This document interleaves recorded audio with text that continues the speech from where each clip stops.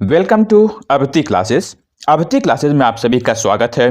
Physical education, शारीरिक शिक्षा, हर दिन आपके लिए लेके आ रहे हैं शारीरिक शिक्षा से संबंधित टॉप 25 में आज आपके लिए लेके आए हैं पाचन तंत्र एवं पोषण। पाचन तंत्र एवं पोषण से संबंधित जितने भी महत्वपूर्ण प्रश्न हैं वो सभी प्रश्न बिल्कुल व्याख्या के साथ, है ना, पूरे एक्सप्लेन के साथ आपके साथ में यहाँ पर मिलेंगे। बिल्कुल लास्ट तक वीडियो देखिए और हर दिन जिस तरह से आप नियमित बने हुए हैं, हर दिन बने रहिए नियमित। और यह आपका जो है पूरा चैलेंज है कि ये कंप्लीट कर रहा हूं कि एक ना एक दिन आपको सफल होना ही है, उसको कोई रोक नहीं सकता। अगर लगातार बने हैं, निरंतर बने हैं, नियमित आप जो है एक जुनून और एक उत्साह के साथ लगातार लगे हुए हैं पढ़ाई में, है ना, तो आपको कोई भी नहीं रोक सकता है। और इसी के साथ चलिए हम चलते हैं अपने पहले प्रश्न की तरफ। और पहला प्रश्न है आपका कि रासायनिक रूप से लिपिड को किस रूप में जाना जाता है। लिपिड को आप जानते होंगे, ठीक है। लिपिड को हम किस रूप में जानते हैं, तो लिपिड को हम क्या नाम जानते हैं भाई? लिपिड को ही कहते हैं वसा। क्या कहते हैं? वसा जो है रासायनिक रूप से हम लिपिड को जो है वसा के नाम से जानते हैं, ना। इसको क्या जानते हैं भाई? यह लिपिड जो है कई प्रकार से होते हैं, ना। लिपिड भी कई प्रकार के होते हैं, जबकि जो सबसे वास्तविक वसा होता है ना, जो सबकी जनरल जो है ना, नॉर्मली अगर देखा जाए तो जो सामान्य प्रकार की होती हैं वह जो है ट्रू फैट्स होते हैं, ठीक है, वास्तविक वसाएं होती हैं। क्लियर हो गया आपका कि लिपिड्स को हम किस रूप में जानते हैं? तो भाई लिपिड्स को हम वसा के रूप में जानते हैं, ठीक है। चलो आ जाओ अपने अगले प्रश्न पर। हर एक प्रश्न जो आज पढ़ रहे हैं ना, ये अगर कभी आपके दिमाग में बैठा रहेगा तो ये समझ लीजिए कि ये आपका परमानेंटली आपके दिमाग में हमेशा फिक्स रहेगा। मानव शरीर का सबसे बड़ा अंग कौन सा है? मानव शरीर का सबसे बड़ा अंग आपको बिल्कुल, है ना, हमेशा आप देखें कि भाई सबसे बड़ा अंग जब भी पूछा जाए तो जब अंग की बात किया जाए, है ना भाई, ग्रंथ की बात हमने यहाँ पर किया नहीं, हमने यहाँ पर ग्रंथि की बात किया नहीं, ठीक है, ग्रंथि की बात किया नहीं हमने यहाँ पर। भाई बात किसका किया? अंग की बात किया जा रहा है, ठीक है, अंग की बात किया जा रहा है यहाँ पर। तो कहने का तात्पर्य जो सबसे बड़ा अंग होगा इनमें से कोई नहीं होगा। अब होगा कौन सा? तो भाई सबसे बड़ा अंग है आपका त्वचा। क्या? त्वचा, है ना, जो आपकी स्किन है, यह जो है शरीर की सबसे बड़ी अंग होती है, बड़ा अंग है यहाँ पर। तो यहाँ पर जो है लगभग अगर देखा जाए तो शरीर का 16%, कितना? 16% जो है आपका लगभग भार होता है किसका? आपके त्वचा का, ठीक है। त्वचा का, स्किन का आपका 16% भार होता है। और कितना? 2 वर्ग मीटर में इनका क्षेत्रफल, एरिया कितना होता है भाई त्वचा का? त्वचा का एरिया है 2 वर्ग मीटर, ठीक है, 2 वर्ग मीटर जो है होता है इनका क्षेत्रफल, ठीक है। हो गया, कंफर्म हो गया आपका कि सबसे बड़ा अंग कौन सा है? तो आप क्या लगाओगे? त्वचा लगाओगे, ठीक है, बिल्कुल नहीं भूलना है ना। ग्रंथि और अंग में बहुत अंतर है। सबसे बड़ा अंग पूछा जाए तो आप त्वचा लगाओगे, ठीक है। चलो अब चलते हैं अपने अगले प्रश्न पर। अगला प्रश्न देखते हैं यहाँ पर कि हमारे शरीर की सबसे बड़ी ग्रंथि, देखिए आ गया ना। तो जब भी पूछा जाए कि सबसे बड़ी ग्रंथि कौन सी है तो हम वहां पर लीवर लगाएंगे, यकृत लगाएंगे, ठीक है। तो क्या है भाई? यकृत जो है मानव की सबसे बड़ी ग्रंथि है ना। यह कहाँ पे होती है? डायाफ्राम के नीचे, ठीक है, डायाफ्राम के नीचे जो है स्थित होती है, उदर गुहा में, है ना, उदर गुहा में यह स्थित होती है। अब यह 2 पिंडों से मिलकर बनी होती है ना। यह किससे? 2 पिंडों से मिलकर बना होता है ये, है ना, दाहिना पिंड और बायां पिंड 2 पिंडों से मिलकर बना हुआ होता है। अब इस जो है देखिए इसमें होता क्या है कि जो है जो आपका दाहिना पिंड है ना, जो दाहिना पिंड है वो बाएं पिंड के हिसाब से बड़ा होता है। उसके साथ साथ इसके चारों ओर पेरिटोनियम नामक एक तरल कोट होता है जिसको आप सेरस कोट कहते हो ना। पेरिटोनियम नामक एक कोट होता है जिसको आप जो है तरल कोट का आवरण पाया जाता है, उसको क्या कहते हो भाई? सेरस कोट कहते हो, ठीक है। क्लियर हुआ इतना? यहाँ पर इसके बारे में हमने इतना सीखा कि यह जो है सबसे बड़ी ग्रंथि है और कहाँ पर? डायाफ्राम के नीचे स्थित होती है। उसके साथ साथ 2 पिंडों से मिलकर बनी हुई होती है। इसका दाहिना पिंड बाएं पिंड के हिसाब से बड़ा होता है। के साथ साथ इसके चारों ओर पेरिटोनियम नामक एक तरल कोट का आवरण होता है। कहने का तात्पर्य सेरस कोट का आवरण होता है। क्लियर हो गया? चलो देखते हैं अगला प्रश्न। अगला प्रश्न यहाँ पर है कि शरीर की सबसे बड़ी ग्रंथि है। तो शरीर की सबसे बड़ी ग्रंथि मैंने आपको बताया कि भाई कौन सा, तो यकृत ग्रंथि जो है सबसे बड़ी ग्रंथि होती है, जो कि इसका वजन होता है 1.5 kg से 2 kg तक। ठीक है, 1.5 से 2 kg तक इसका वजन होता है। और जो पित्त का निर्माण होता है, ठीक है, स्रावित जो होता है पित्त का, तो यह यकृत के द्वारा ही पित्त का निर्माण है ना, पित्त का जो श्रावण होता है वो यकृत के द्वारा ही होता है। उसके साथ साथ जब पूछा जाए कि विटामिन ए का संश्लेषण किसके द्वारा होता है, तो भाई विटामिन ए का संश्लेषण यकृत द्वारा होता है। ठीक है, यकृत द्वारा विटामिन ए का संश्लेषण भी किया जाता है। उसके साथ साथ जब प्रोटीन का विघटन होता है, ठीक है, जब प्रोटीन का विघटन होता है तो उसके फलस्वरूप क्या मिलता है भाई, अमोनिया। ठीक है, अमोनिया होता है। तो अमोनिया को जो यूरिया में परिवर्तित करता है क्या, यकृत ग्रंथि अमोनिया को यूरिया में परिवर्तित कर देता है। ठीक है, चलो अब यहां तक हमने इतना सीखा है यकृत ग्रंथि के बारे में। चलो देखते हैं अपना अगला प्रश्न। यहां पर क्या है, मोटापे का क्या कारण है। मोटापे का कारण आप बताओ, कोई भी व्यक्ति हो अगर जो है उसको शरीर में जितनी कैलोरी की जरूरत होती है, अब उससे ज्यादा वो खाकर बैठा हो या फिर कैलोरी को लेकर बैठा हुआ, तो क्या होगा, वह बिल्कुल है ना, तो वह जो है एक वसा का कंप्लीट हो जाएगा, वसा जो है इकट्ठा होने लगेगा धीरे धीरे, तो वह जो है वही होता है भाई चमड़ी मोटी हो जाना। तो मोटापे का कारण वही बन जाता है। तो कहने का तात्पर्य यहाँ पर है कि मोटापे का कारण होता है अत्यधिक कैलोरी का ग्रहण करना, है ना, अत्यधिक कैलोरी का। कहने का तात्पर्य है कि भाई जो आवश्यक होती है, कितना, एक व्यक्ति को नॉर्मल जो है सामान्यतः देखा जाए तो 3000 से 8000 किलो है ना कैलोरी की आवश्यकता होती है एक व्यक्ति को, है ना। अब इससे ज्यादा अगर वह इकट्ठा लेता है और कार्य नहीं करता है तो भाई मोटापे का शिकार तो हो ही सकता है। तो कहने का तात्पर्य अत्यधिक कैलोरी ग्रहण करना मोटापे का कारण बन सकता है। अगला है, यहां पर कहा जा रहा है कि मोटापे के निम्नलिखित कारण हैं। तो मोटापे के निम्नलिखित कारण यहां पर जो देखियो, कम व्यय की अपेक्षा अधिक कैलोरी लेना, यहां पर बिल्कुल सही हो रहा है कि नहीं, यहां पर यह बिल्कुल सही हो रहा है कि कम व्यय की अपेक्षा अधिक कैलोरी लेना। आप जो है कार्य थोड़ा सा कर रहे हो, ठीक है, आप जो है कार्य को थोड़ा सा कर रहे हो और कैलोरी बहुत अधिक ले रहे हो, तो उससे क्या होगा कि भाई आप जब काम कम कर रहे हो और उसका कैलोरी भी कम मात्रा में व्यय हो रहा है, तो मोटापा जो है होना ही होना है। ठीक है, यह जो है भाई आपके कार्य के ऊपर डिपेंड करता है कि आप कार्य कितना कर रहे हो, उसी हिसाब से अगर कैलोरी भी व्यय कर रहे हो तो सब बराबर हो जा रहा है तो मोटापा नहीं आएगा।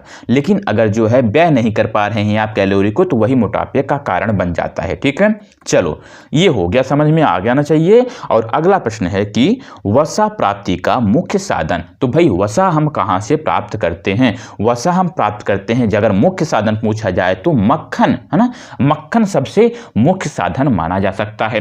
ठीक है, अब वसा क्या है भाई, वसा जो है अपने भोजन का एक आवश्यक तत्व होता है। ठीक है ना। अब जो जब भी पूछा जाए कि वसा सर्वाधिक मात्रा में कहां पाई जाती है, तो भाई मक्खन में सर्वाधिक मात्रा में वसा पाई जाती है। ठीक है, वसा जो है एक क्या सर हो भाई, यह एक रासायनिक यौगिक है। रासायनिक यौगिक क्या है, यह एक रासायनिक यौगिक है और इसमें कार्बन, हाइड्रोजन और ऑक्सीजन किससे बना होता है भाई, यह जो है कार्बन, हाइड्रोजन और ऑक्सीजन से बना हुआ होता है, जो कि हम दो रूपों में प्राप्त करते हैं, चाहे पशुओं से प्राप्त करें और चाहे वनस्पतियों से प्राप्त करते हैं। किसको, वसा को। ठीक है ना। चलो आ जाओ अपने अगले प्रश्न पर। अगला प्रश्न क्या कहा जा रहा है कि वसा का अच्छा स्रोत है। वसा का अच्छा स्रोत, ठीक उसी प्रकार का प्रश्न है कि मक्खन जो है वसा का अच्छा स्रोत है, तो हम वनस्पति से इसको प्राप्त करते हैं कि पशुओं से प्राप्त करते हैं। भाई हमने बताया कि इसको हम दो रूपों में प्राप्त करते हैं। एक तो पशुओं से, पशुओं से क्या क्या हम प्राप्त करते हैं,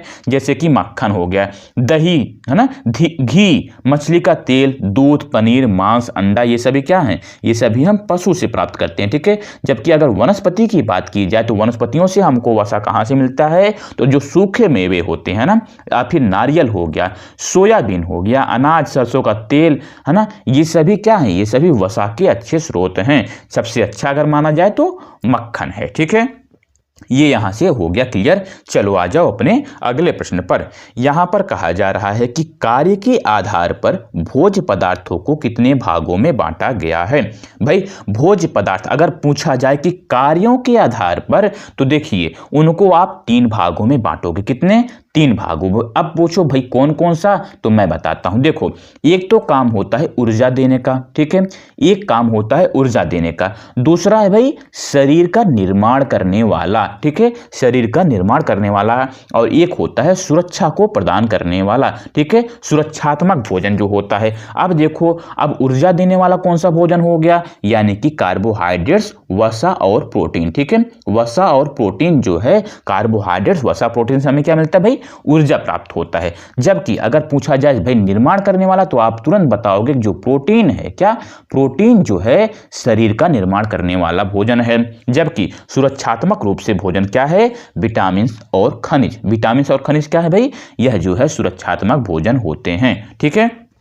चलो, अब ये हो गया आपका क्लियर, ठीक है, हो गया क्लियर कि कार्य के आधार पर भोज्य पदार्थों को हम 3 भागों में बांटे हैं, एक ऊर्जा देने वाला, एक शरीर का निर्माण करने वाला, और एक सुरक्षा प्रदान करने वाला, ठीक है, क्लियर हो गया। चलो आ जाओ अपने अगले प्रश्न पर। यहां पर देखिए क्या है, यहां पर कहा जा रहा है कि निम्नलिखित खाद्य पदार्थों में से किसमें कैलोरी सबसे ज्यादा मात्रा में पाई जाती है।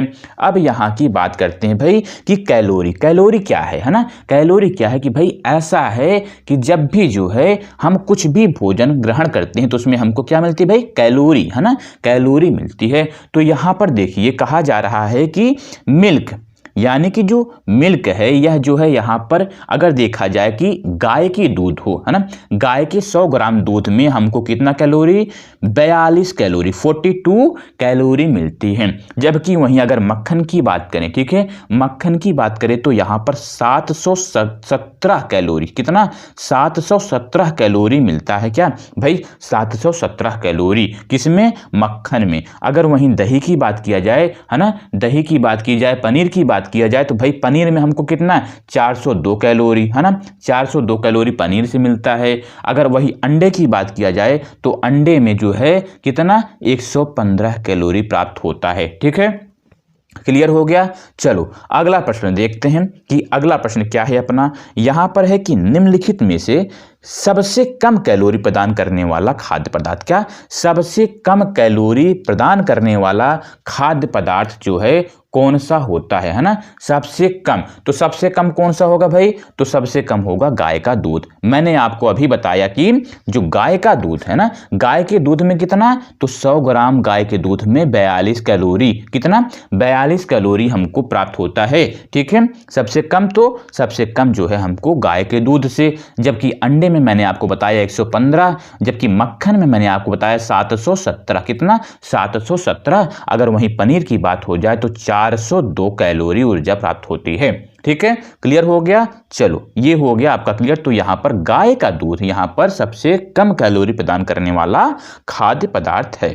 चलो अगला प्रश्न है यहां पर कि शरीर में विटामिन और मिनरल का मुख्य कार्य होता है। तो भाई शरीर में जो विटामिन और मिनरल्स होते हैं ना, इनका काम क्या होता है भाई, देखो इनका काम है कि साधारण वृद्धि, विकास और उपापचय में प्राप्त करना, उपापचय को प्राप्त करना, ठीक है, उपापचय को प्राप्त करना जो है यह इनका काम होता है कि इनका विटामिन और मिनरल्स का, ठीक है। इनकी मात्रा बिल्कुल सूक्ष्म होती है ना, ये माइक्रो होते हैं, ठीक है, ये माइक्रो होते हैं, इनकी मात्रा बिल्कुल सूक्ष्म होती है और इनका मुख्य कार्य होता है कि वृद्धि, विकास और उपापचय को प्राप्त करना, ठीक है, क्लियर हो गया। यहां पर यह बिल्कुल सही उत्तर होगा। चलो अगला प्रश्न है कि इनमें से कौन सा एक भी, कोई भी ऊर्जा प्रदान नहीं कर सकता।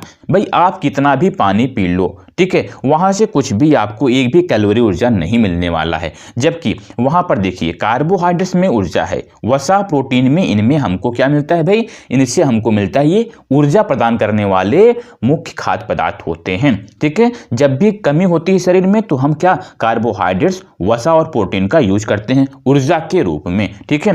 जबकि हम विटामिन का जो है ऊर्जा के रूप में इसका प्रयोग नहीं करते हैं, ठीक है।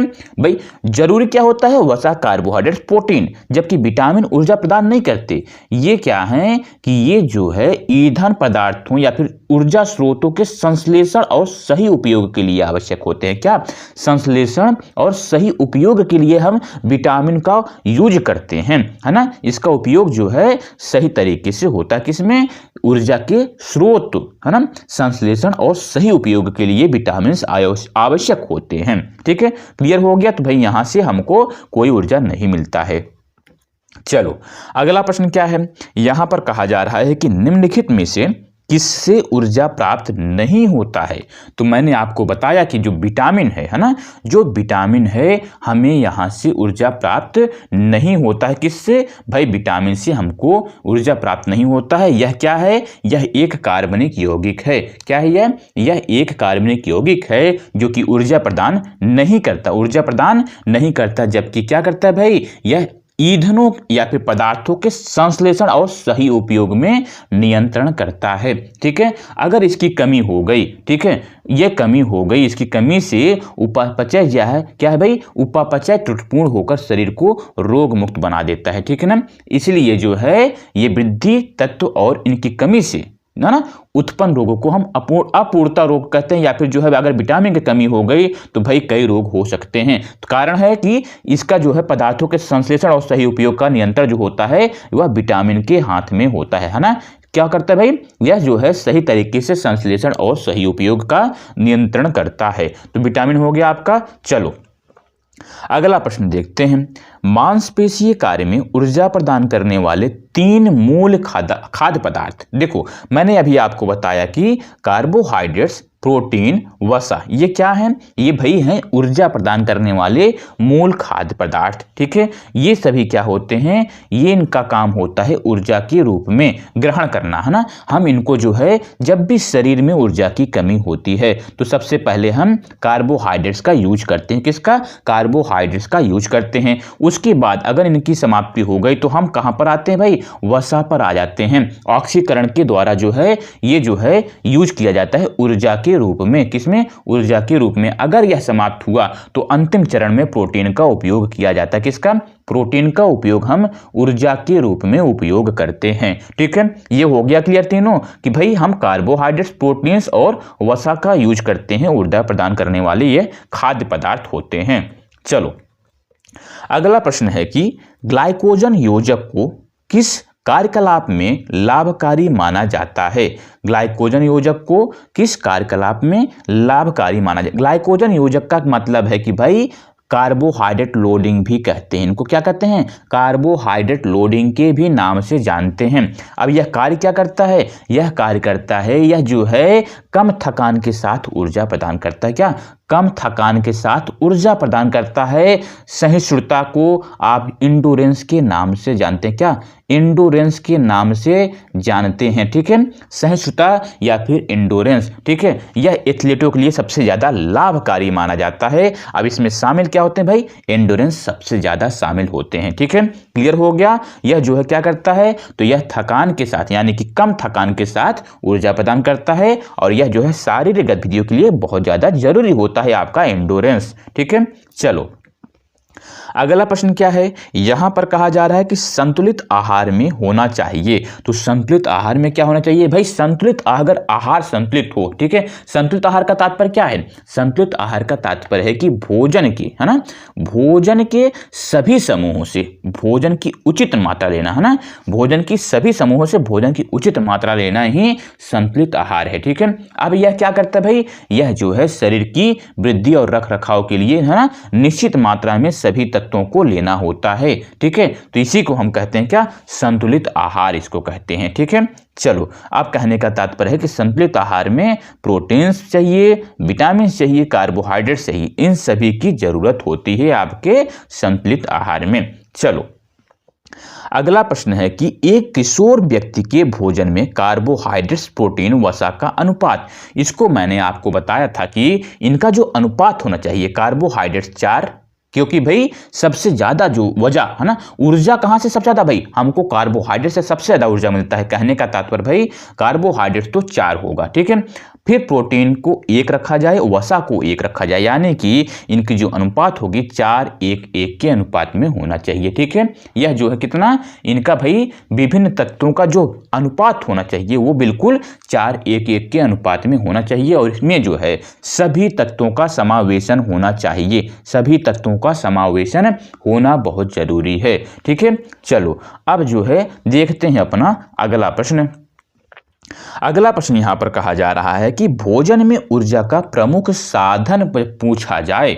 जब भी पूछा जाए कि भोजन में ऊर्जा का प्रमुख साधन, मैंने आपको पहले भी बताया भी कि जो कार्बोहाइड्रेट्स है सारी गतिविधियों में ऊर्जा का मुख्य स्रोत है। क्या? कार्बोहाइड्रेट्स। ठीक है, अब यह क्या करता है? यह शरीर को तेजी से ऊर्जा या फिर ताकत प्रदान करता है और शरीर में लंबे समय के लिए इसको भंडारित हम नहीं कर सकते। क्या? इसको हम लंबे समय के लिए भंडारित नहीं कर सकते, जबकि यह क्या करता है भाई? यह तेजी से ताकत प्रदान करता है अपने शरीर में। ठीक है, अब जो है हम जितने भी खिलाड़ी को देखते हैं, है ना, जो भी गतिविधियां करते हैं खिलाड़ी, तो उनमें क्या भी चाहिए? सहन शक्ति की जरूरत होती है ना? उनमें जो है तब भाई हम ऊर्जा देते हैं। क्या? कार्बोहाइड्रेट्स के रूप में हम ऊर्जा देते हैं जो कि तेजी से ताकत प्रदान करता है। ठीक है, क्लियर हो गया यहां पर? चलो आ जाओ अपने अगले प्रश्न पर। उसके साथ साथ आप जो है क्या करो, वीडियो को लाइक भी कर दो जरूर, है ना, लाइक जरूर कर दिया करो भाई। आपके साथ बिल्कुल निस्वार्थ भाव से आप हमारे साथ बने रहें, निरंतर बने रहें। हम भी अपने दिल से आपके साथ लगे हुए हैं और आप भी लगे रहो। लाइक सब्सक्राइब से बिल्कुल दूर मत जाओ आप, है ना। चलो, एक लंबी दूरी के धावक को अत्यधिक मात्रा में अवश्य खाना चाहिए। मैंने बात किया कि भाई क्या होते हैं, जब भी बड़े, है ना, जो क्रीड़ा होते हैं, खेल गतिविधियां होते हैं, उनमें क्या चाहिए? कार्बोहाइड्रेट्स की मात्रा बहुत जरूरी होती है। क्यों? क्योंकि यह जो है बहुत तेजी से क्या करते हैं? ताकत प्रदान करते हैं, तेजी से ऊर्जा प्रदान करते हैं और जो है यह लगातार बनाए रखने के लिए हमको लगातार इनको लेना भी होता है, यानी कि भाई खुराक में बराबर मात्रा लेनी होती है, क्योंकि ये जो है टिकने वाले चीज नहीं है ना, ज्यादा देर तक भाई रुकते नहीं हैं। इसलिए इनको क्या लगातार कार्बोहाइड्रेट्स की मात्रा खिलाड़ियों को बढ़ा कर दिया जाता है ना, जिससे कि ऊर्जा बरकरार रहे। चलो अगला प्रश्न देखते हैं। यहां पर है कि एक लंबी दूरी के धावक को खुराक में सबसे अधिक मात्रा में ग्रहण करना चाहिए।